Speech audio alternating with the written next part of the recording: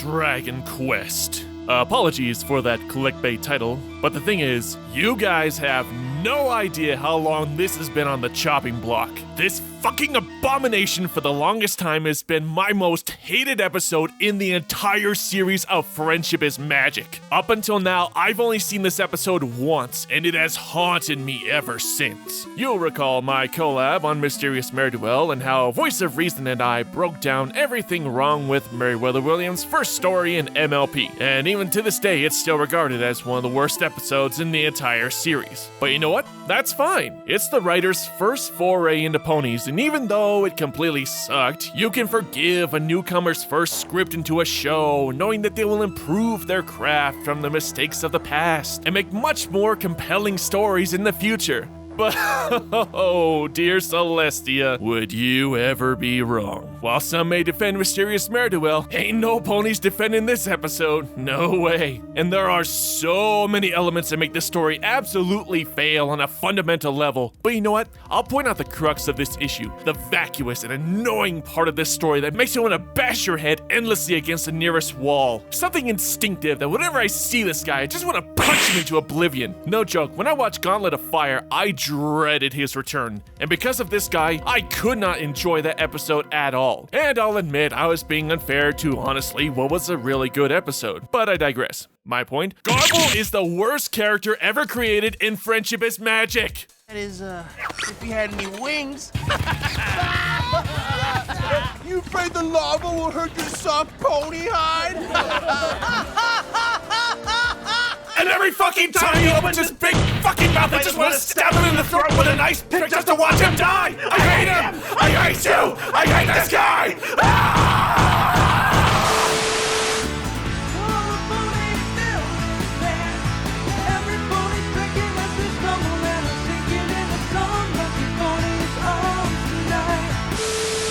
Okay, I think I'm good now. I just needed to vent a little, but I think I can handle this rationally from here on out.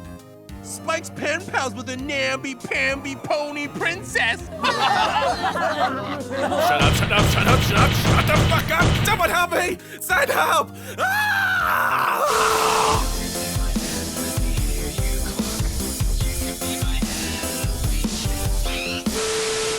Okay, it occurs to me that it might help to keep my sanity in check if I start by outlining the more positive aspects of the episode. Alright. As is standard for the series, the animation is excellent. The various large landscapes do a great job of conveying the scope of Spike's journey from Equestria to the Dragonlands. The animation, especially with the phoenixes, are absolutely beautiful. The score in this episode is a great mix of epic orchestral scores and some pretty rockin' music as well. I like that all the dragons are uniquely designed, not conforming to just the previous styles we've seen before. Also, this has one of my favorite rarity moments of all time. Fighting's not really my thing. I'm more into fashion. But I'll rip you to pieces if you touch one scale on his cute little head! So yes, let it not be said, I didn't say anything good about Dragon Quest. Now then, join me as I proceed to systematically annihilate it from beginning to end. Without further ado, let's begin.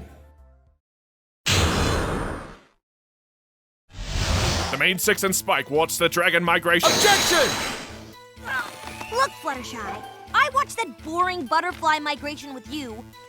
So now it's your turn to watch the dragon migration with me. You owe me. And there we have it, 30 seconds in and already I have something to bitch about. It's true friendship indeed when one friend forces another friend to do something they're afraid of against their will and holding it over them like blackmail. Great friends indeed. I'm not so sure about this. Look, we agreed that I would go to one of your dance, ballet, metal puppet show recitals, and in turn, we would do something I want to do, which happens to be lava surfing in an active war zone in the pits of hell. Are you high? I'm not doing this. Dude, what's the problem? My problem? Well, let's see. I've never surfed before. There are people with guns running around. I'm afraid of heights standing on this platform, and, oh yeah, we are in hell! Look, it doesn't matter if you have any fears or concerns that may threaten your life, cause you burns, dismemberment, or any unbelievable amount of pain. You made a promise, and I'm gonna keep it because that's true friendship. Or I could just leave you here. Fine, jackass. That's the spirit. Here, catch. Ooh, nasty. You know, at least with Mysterious Mare-Duel, it took more than 5 minutes before the main 6 characterization started going downhill. But here, congratulations, it's a new record of immediate regret for the audience. Though I will admit, this part is funny. I said...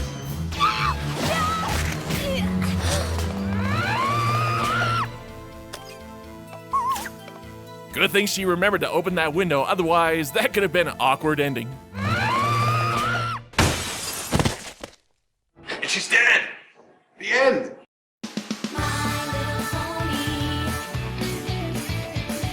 After that, we're treated to an admittedly cool scene of the dragon migration, seeing all the numerous designs flying around. It was great. Of course, just as soon as I start to enjoy myself, some fresh new hell surfaces, and I immediately regret watching this episode again. You've got something those dreadfully fierce dragons can only dream of. What's that? The cutest little chubby cheeks. Wow, just wow. That's one of the scariest aprons I've ever seen. What's wrong with wearing an apron? You won't be laughing when you spill blueberries all over your scales. Feathers. That's one tough stain. One tough stain against one lame dragon. So we have a character insulting another character for wearing what is typically seen as a girly or feminine article of clothing, something that's not perceived as normal for dragons, and a boy dragon at that. This goes beyond metaphorical emasculation. And I know, this episode was already in the can by the time the fandom reached the studio's ears, but still, way to preemptively insult what would become your primary fan base. And even if this fandom didn't exist, for a show primarily consisting of strong female protagonists in a show about friendship and acceptance no matter who you are, this dialogue completely renounces its message by basically saying girls can only do girl things and boys should only do boy things. And you're wrong for going outside the status quo of your gender. Fuck you, Dragon Quest. Ugh. I gotta move on because I'm not even 5 minutes in this fucking episode. So the girls dig in to watch the dragon migration and... Oh, sweet Celestia, what fresh hell is this? What do you think? Am I the toast of the trench or what? Ned Flanders would say you've been Flanderized too much. By the way, audience, did you know Rarity is a fashionista and cares about being beautiful and fabulous and dresses all the time? Did you guys see that? Did you know that? Huh? Did you know that? Huh? Everybody got that? Sprites were flying through the forest, gives lots of sweet apples and cakes so we can make some friends. I don't know if I can make it. This might be the one that breaks me, guys. I'm gonna need some major catharsis after this. Later that night we have, gasp, an actual good moment. It's like someone completely different wrote this scene because I actually like and care about the characters here. Spike is having an identity crisis and this is a legit sad scene. What am I? Who am I supposed to be? I don't know. You don't know yet. I feel like I'm looking at a complete stranger. Aw. The direction is well done, the lighting perfectly reflects the solemn mood, and the shot of Spike looking within himself, struggling to find answers is a deeply emotional moment. The poor guy's never met his parents, never knew where exactly he comes from, and knows next to nothing about being a dragon, and that can be immensely stressful, especially on a kid. This is a dilemma that anyone can relate to, whether it be wondering what to do when you're grown up, how to perceive yourself, and if such a goal is unattainable. Or think of it as someone who was born in one country but grows up in another. To know that you may never get to directly experience your home country's culture can be a devastating plight. Overall, this was a solid moment. Nothing at all about dragons? This is getting ridiculous. I know.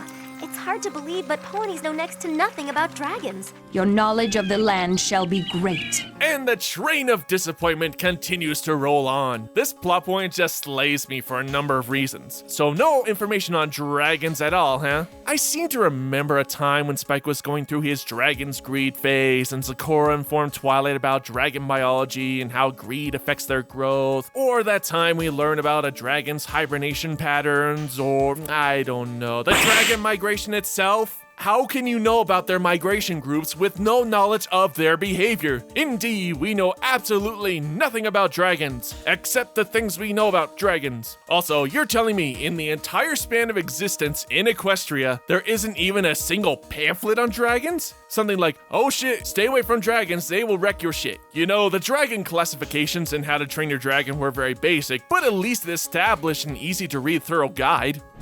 The Skrill. Bone Napper. Whispering death. Burns its victims, buries its victims, chokes its victims, turns its victims inside out.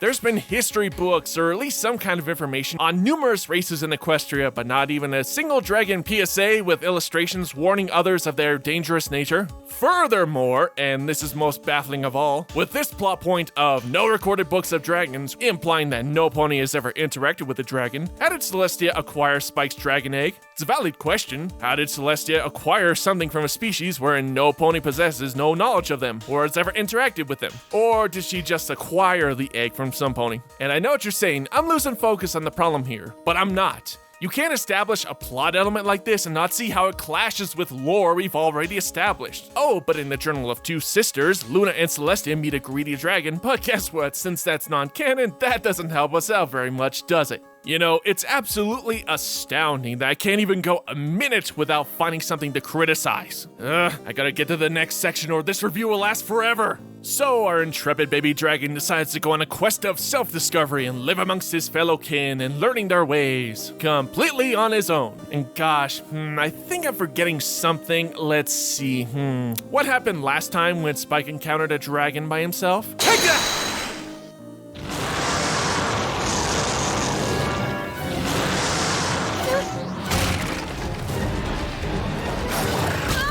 Didn't go so well for him now, did it? And now he's wanting to join an entire group of dragons, knowing how temperamental other dragons can be, and he's going on this adventure with nothing more than a bindle of food. So what was the plan if things go bad? Oh, and Twilight is completely fine with letting the baby dragon go off by himself, traveling treacherous lands where he could easily be maimed or killed, all in the name to find himself. You're his caretaker, his pseudo-big sister. Act like it and tell him how foolish he's being. What parent or guardian will allow this behavior for a kid and their family? This is so dumb.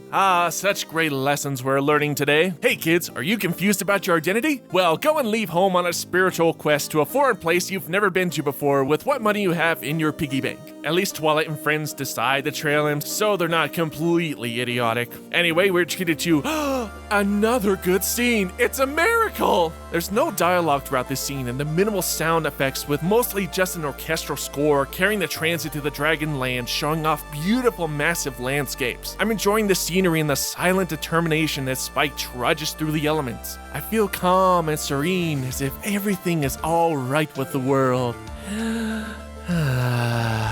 So of course my feelings of elation must be dashed against the rocks because why should I be happy while watching this show? Yes, it's here. We've now finally reached the second act, which I have been dreading this whole time. Spike arrives at the Dragonlands to learn about being a dragon. Objection! Where does one even begin? All right, teenage dragons. Now that's more my speed. Yes, because if I knew absolutely nothing about my culture and was looking for a mentor, I would logically search out the nearest teenager, not a wise, mature adult with years of experience. I'm telling you, we'll never pass for a real dragon. Oh, pish posh. This costume is fabulous. One of my finer creations. There. Sure glad I don't look stupid in this. It's amazing. It's absolutely amazing. I can't even go 30 seconds without criticizing the dialogue. And we're only 8.5 minutes in. I can't do it. I can't do it. I have to do this. I can't put this off any longer. Mr. Code, wait. I have no choice, Judge. Okay, 98.6, my temperature is in check. I hate these newfangled headshot thermometers. Sure, they're more accurate, but the ringing in my ears sucks. Although, I will admit it's soothing white noise compared to listening to all these teenage dragons, as this grade school writing is so uninspired, so stereotypical, and just so awful that I don't hear any dialogue. They may as well just be a series of test patterns, because all I hear is this. You sure your name is Spike and not Shrimp?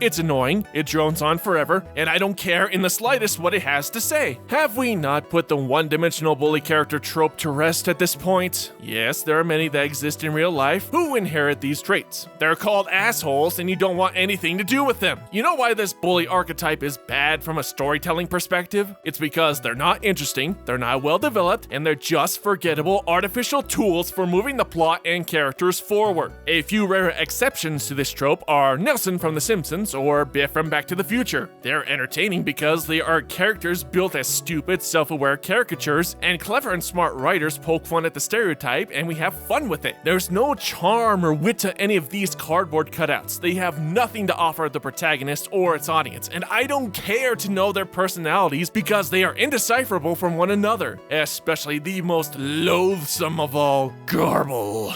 Or he might fly away. That is, if he had any wings.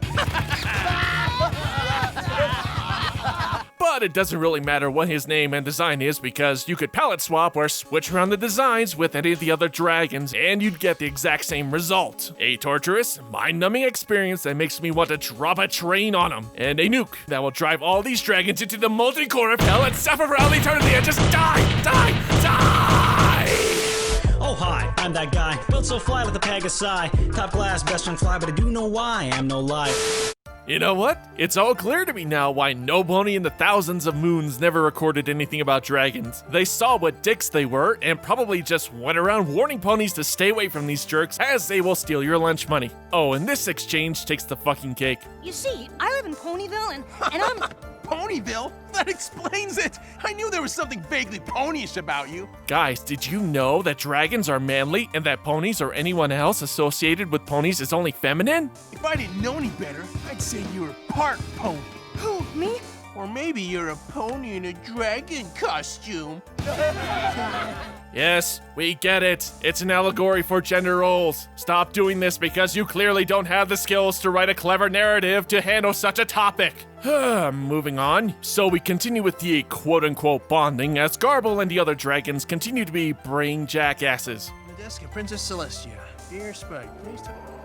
Get this, guys! Spike's pen pals with a namby-pamby pony princess! That's terrible!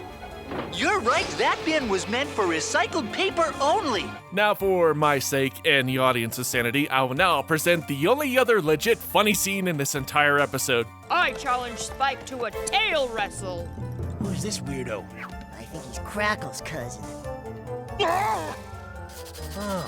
Now we engage in a series of tough, manly contests. I mean, dragon contests. From belching to wrestling to dangerous stunts off high ledges. And of course, my own personal favorite of all time, man falling off of a cliff. No!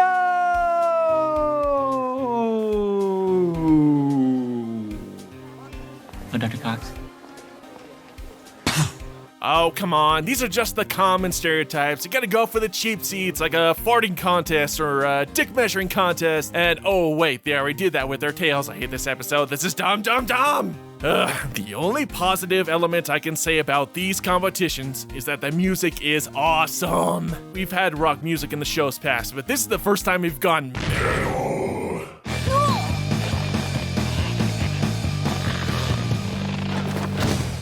And maybe it's just me, but does this music during the King of the Horde sequence sound familiar?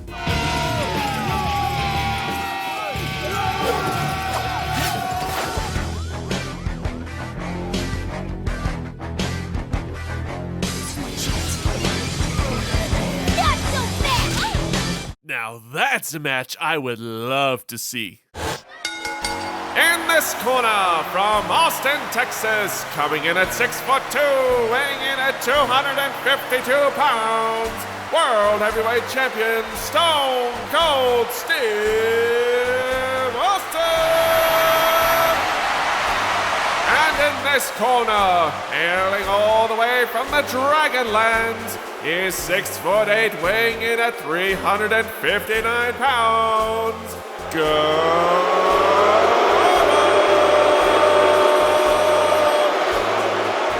Let the match begin!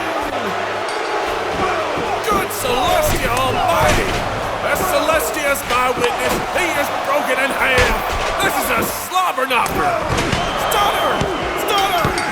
The winner and still retaining champion, Stone Cold Steve Austin!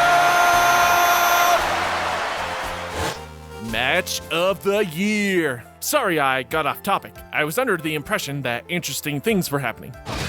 Looks like this is another fail for you, little Spike. He knocked you off, you dumbass! Even in the realm of this episode's insanity, that sentence still doesn't make any sense. Stick with us, Spike. We still got plenty to teach you about being a dragon. I'm not going anywhere. The way I feel right now, I could hang out with you guys forever. Forever? Yeah, Spike, you stay with those awful dragons when he could be back in Ponyville with his awful friends that mocked him, or a caretaker that neglects to care for a child and... wait, what was the plan again? I don't know. I don't care. Next on our night of debauchery, the frat boy dragons go on a panty raid, raid for dragon phoenix eggs. Now this is the part of the story where our protagonist, who has been struggling to find his place in the world, nay, his very identity, has fought tooth and nail to become part of a society he's barely known, and has finally reached acceptance. But now that curtain has been pulled away, and our hero is faced with a morality dilemma. Stay within the group's good graces by doing something wrong, or stand up to said antagonists and really prove a hero's worth, not by their strength, but by their valor, strong will, bravery, and... Hey! You bird brains! Come and get me! Or we can just say fuck you to the hero's journey and live in Bizarro World where character development is all about regression. Yes, Spike has done some stupid things, but for him to just give in to peer pressure and do something that would knowingly cause harm to another creature at this point in the series is just wrong on so many levels that it just baffles the mind. Is there any possible way I can hate these dragons even more? Eggs have hatched. What do we do now? Take the hatchlings, of course. Ah, there we go. The crime of abduction of a rare endangered avian species. Anything else? Well, what are you waiting for, Spike? Smash it! Smash the egg? Yeah. What? No! It's just a defenseless egg, like I was. And I'm not gonna let you hurt it. No. I'm sorry, Dragon Quest. You lost your chance for a logical face turn long before the Phoenix raid. You have not earned this. Finally, I'm almost done. We're almost at the end. With Spike's letter to Celestia, we hammer in the final nail in the coffin for this deplorable episode and... oh, wow. That photo is freaking depressing. He had to tape a picture of himself to have some validation of friendship with the main six. I don't even know what to say about that. Hey, welcome to the family, Pee-wee. Stick with me. I've got plenty to teach you about being a pony. Aw, isn't that sweet? Spike is taking some responsibility and willing to help raise this hatchling. Gee, if only the Phoenix parents were here to see this momentous occasion. I wonder what they're doing right now.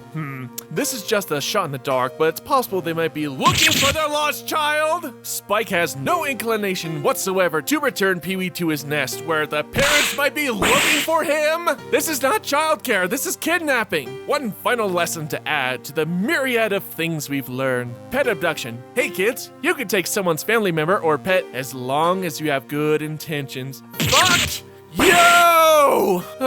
It's finally done. Oh, sweet Celestia, that was pure torture. This is why Dragon Quest, at least for me, is the worst episode in the entire series. You know, you could point to other episodes like, I don't know, Father Knows Beast, which is also a god-awful, but is nowhere near as loathsome, annoying, uninspired, and vacuous as Dragon Quest. Terrible characterization, horrible storytelling, and just nothing but pain and misery across the board in almost every category. It sucks.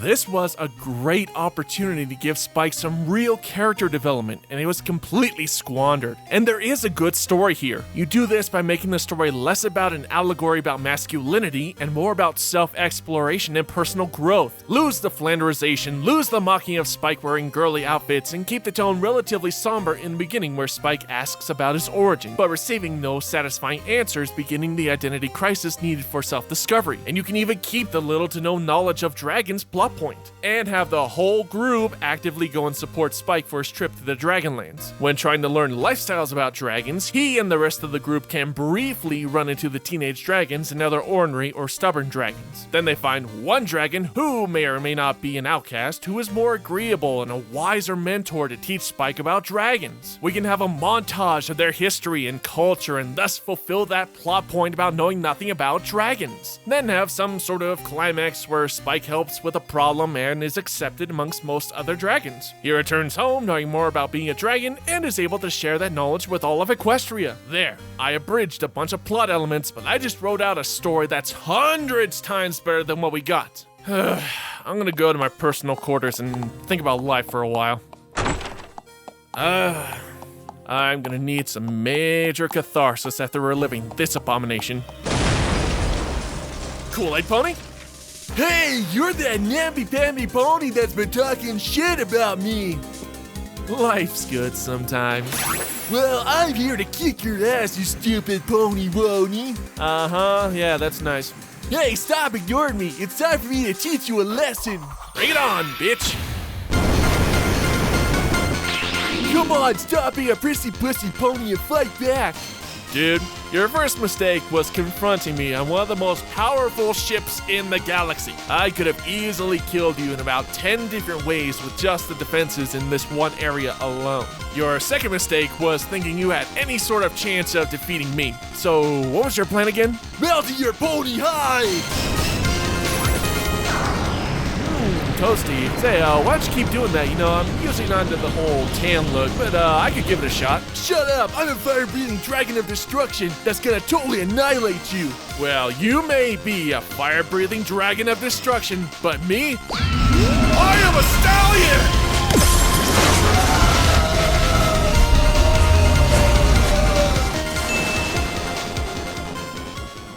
He's dead! The end!